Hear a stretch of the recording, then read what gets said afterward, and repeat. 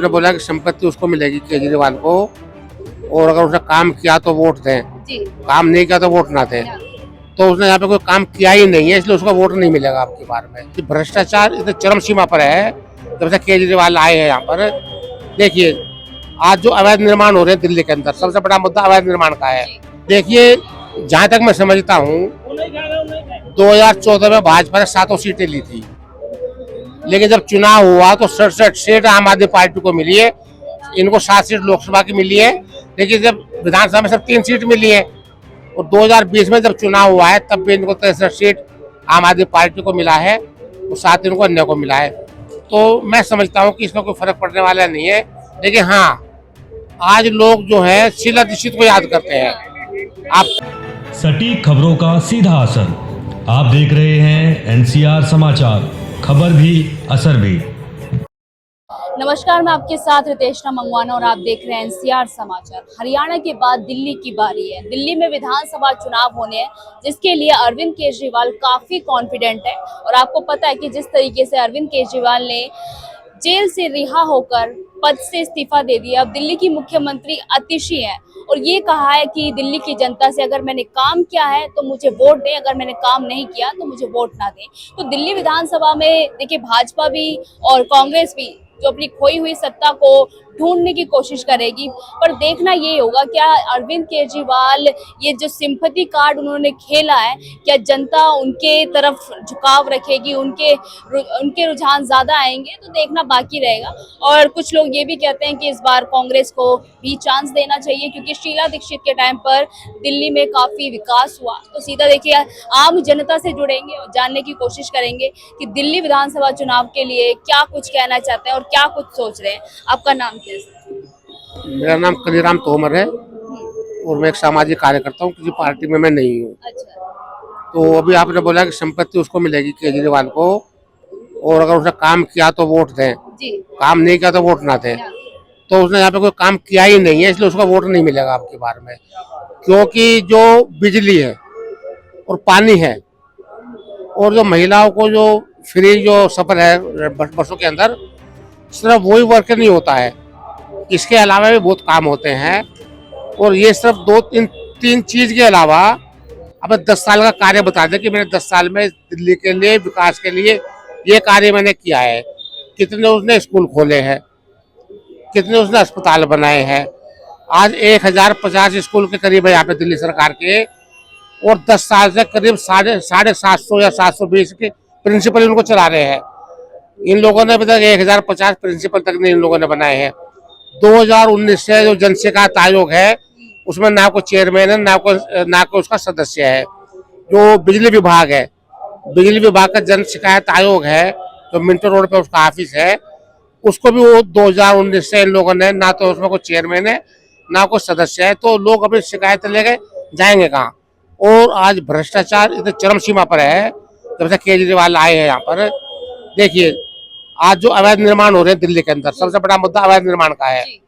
और गरीब आदमी मकान नहीं बना सकता, क्योंकि जो 100 गज का आपका मकान है उसमें खुला रेट है 5 लाख रुपए का। 5 लैंटर डलेंगे तो पहले 10,000 रुपये लैंटर था, या 20,000 रुपये में पूरा काम चल जाता था पहले। लेकिन जब से केजरीवाल सरकार यहाँ पे आई है, अभी एमसीडी में केजरीवाल सरकार है, तो इन लोगों का क्या है कि 100 गज के लैंटर पे 1 लाख रुपया लेते हैं, ये खुला रेट है। और जो कमर्शियल जो प्लॉट है उसको अगर आप बनाएंगे तो 100 गज का उसका 3 लाख रुपए का रेट है, यानी कि 5 लैंटर का डलते हैं तो कमर्शियल का 15 लाख रुपया, और जो रेजिडेंशियल है उसमें 5 लाख रुपया खुलेआम चल रहा है। इसके अलावा तो केजरीवाल जी का जो बिजली विभाग है, जो दिल्ली बिजली बोर्ड है, उसके अधिकारी 30,000 रुपये प्रति कनेक्शन से लेकर 1 लाख रुपये प्रति कनेक्शन फ्लैट में ले रहे हैं, जो गरीब लोग अपना मकान बनाते हैं उसमें।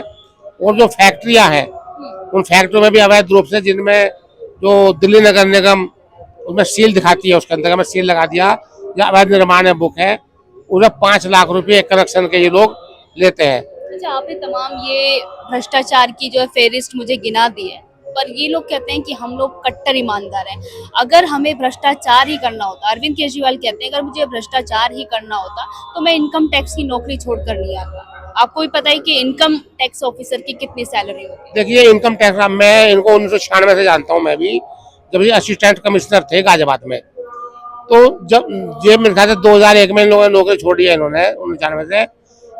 केजरीवाल जी ने हिंदुस्तान की जो सरकार है उसको कितना राजस्व कमा के लोगों ने दिया है, कितने छापे इन्होंने वहां पे अधिकारी के तौर पे छापे मारे हैं, और कितना पैसा उन्होंने बटोर के सरकार को दिया है, तो बताए ना हमको।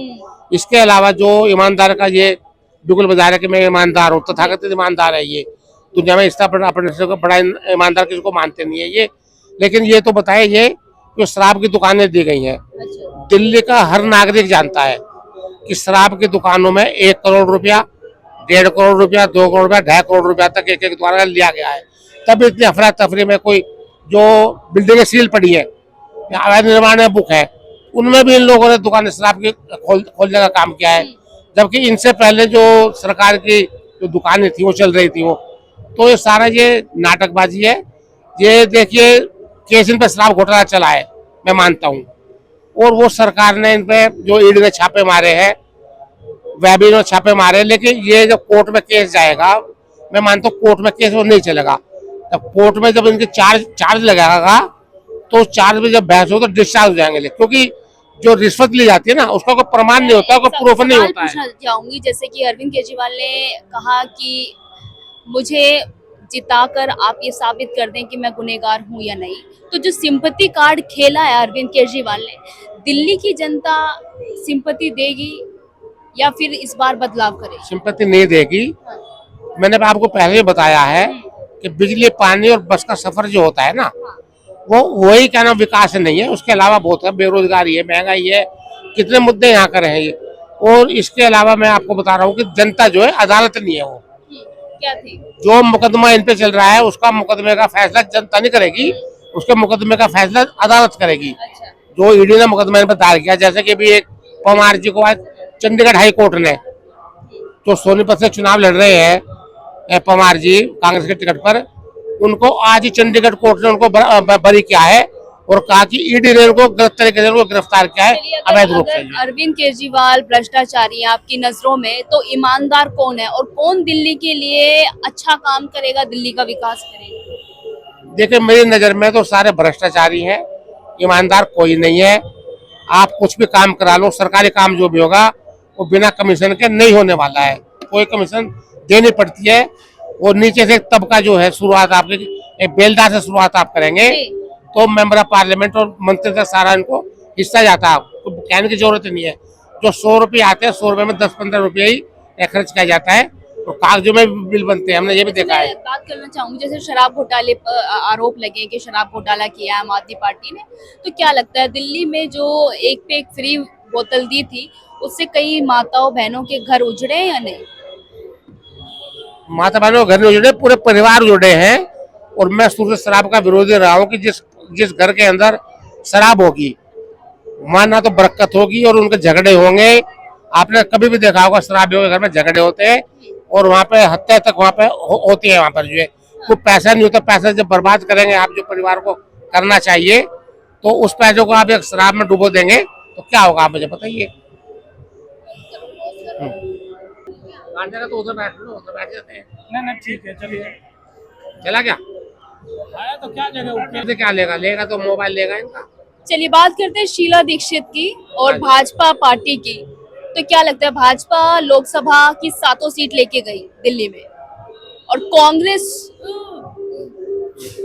हाँ मैं बात करूं अगर कांग्रेस की और भाजपा की, भाजपा 7 सीट लेके गई लोकसभा की दिल्ली में और शीला दीक्षित का नाम जाना जाता है कि दिल्ली में विकास किया है, तो कांग्रेस इस बार लगता है कि वो अपनी सत्ता वापस ले पाएगी अरविंद केजरीवाल से, या फिर भाजपा जिस तरीके से कहते हैं कि जैसे हम लोकसभा जीते हैं विधानसभा भी जीतेंगे? देखिए जहां तक मैं समझता हूँ 2014 में भाजपा ने 7 सीटें ली थी, लेकिन जब चुनाव हुआ तो 67 सीट आम आदमी पार्टी को मिली है, इनको 7 सीट लोकसभा की मिली है। लेकिन जब विधानसभा में सिर्फ 3 सीट मिली है और 2020 में जब चुनाव हुआ है तब भी इनको 63 सीट आम आदमी पार्टी को मिला है और 7 इनको अन्य को मिला है। तो मैं समझता हूँ कि इसका कोई फर्क पड़ने वाला नहीं है। लेकिन हाँ, आज लोग जो है शीला दीक्षित को याद करते हैं। आप कहीं भी चले जाइए, शीला दीक्षित आज यहाँ पे नहीं है, लेकिन उनका विकास कार्य जो है उनका आज दिल्ली में है, वो मुंह बोल रहा है उनका। हाँ, पर यही है ना कि अगर शीला दीक्षित को किसी ने हराया तो वो अरविंद केजरीवाल है। नहीं, सवाल अरविंद केजरीवाल का नहीं है। देखिए, सबसे बड़ी बात क्या है, दिल्ली की जनता लालची है।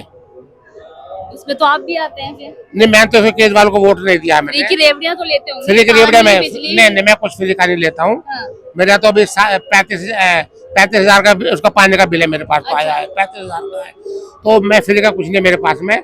और मैं तो शुरू से इसका विरोधी रहा हूँ कि बिजली पानी।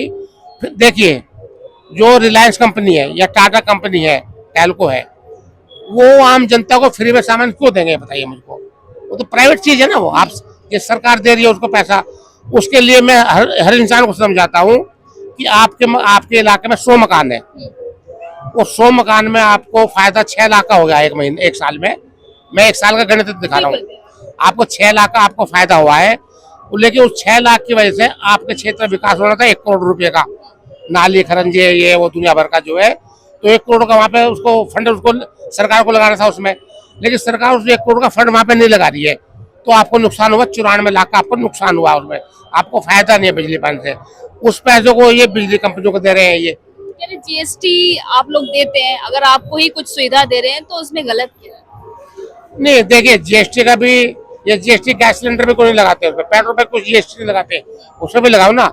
जब एक देश एक चुनाव की आप बात करते हो, तो जब एक देश है एक चुनाव है, तो एक देश है एक जीएसटी को नहीं है, आप पेट्रोल पे जीएसटी को नहीं लगा रहे हो। मैं भाजपा की नहीं, मैं अरविंद केजरीवाल की बात कर रही हूँ। कह रहे आप लोग, अगर दिल्ली की जनता टैक्स देती है, अगर मैं उन्हें कुछ फ्री में दे रहा हूँ तो वो मेरा नुकसान थोड़ी, मैं उन्हें वापस कर रहा हूँ। देखिए, अगर फ्री की बात आती तो ये राजस्थान में नहीं हारते, ये उत्तराखंड में नहीं हारते, ये और आपके ये अभी हिमाचल प्रदेश में वहां पे नहीं हारते, या और जो प्रदेश में चुनाव होते हैं वहाँ केजरीवाल क्यों नहीं जीतता? जी बिल्कुल। क्योंकि ये दिल्ली का जो दायरा है, ये सिर्फ 40 किलोमीटर का दायरा है ये, और यहाँ पे गरीब लोग जाते हैं, झुग्गी झोपड़ी वाले जाते हैं।